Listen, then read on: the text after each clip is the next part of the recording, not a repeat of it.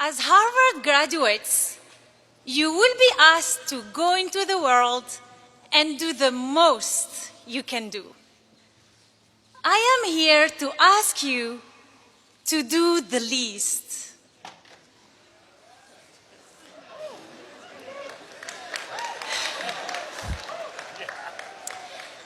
I grew up in a small village in Algeria. Every Friday, my sister and I had our weekly shower at the public bath. We didn't have running water at home.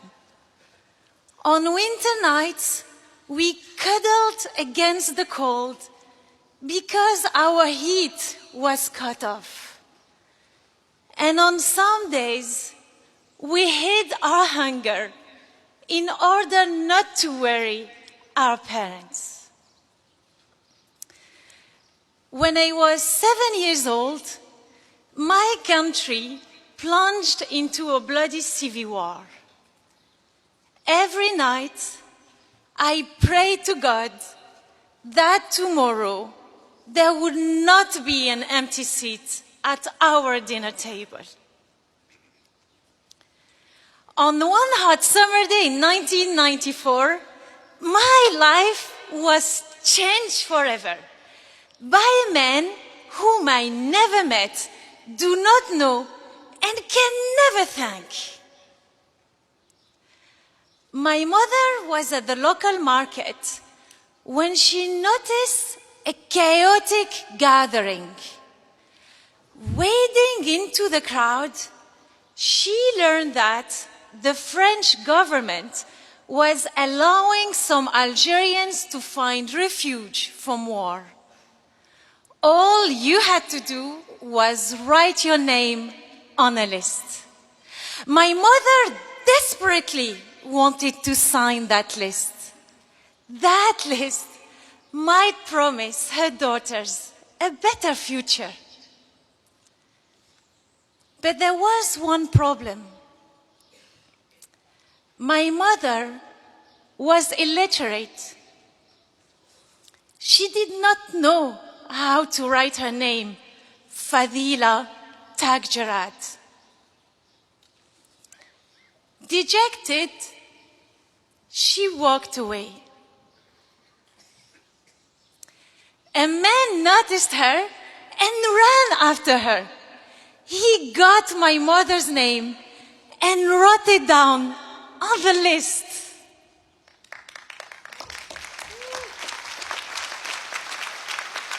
A few months later, my family was fortunate to immigrate to France. I was sad to leave my beloved homeland, caring neighbors, childhood friends, and extended family. But I knew that bright opportunities awaited me. Had I stayed in my village, assuming I was spared from bullets or bombs, my life would have been very different. I would not have become the first woman in my family to graduate from college, to work and live abroad. I would not have had the chance to call Harvard my home this past year. As we are graduating today, I still find myself asking, why did this wonderful man run after my mother? A simple gesture of writing a stranger's name on a page offered an entire family hope for a better life. He will probably never know the difference he made. But from the small seeds of his goodness have grown fruits of prosperity for my family, myself, and everyone whom we touch. I now have the ability to shape my world. But this ability was sparked by one little encounter which lit up the course of my life. So that is the real power. The power of little things. The least you can do can bring true change. Perhaps you have been blessed in your lives with small gifts that made big changes. Maybe it was a teacher who instilled in you her love of a certain subject, or a kind stranger who helped you with directions when you were lost.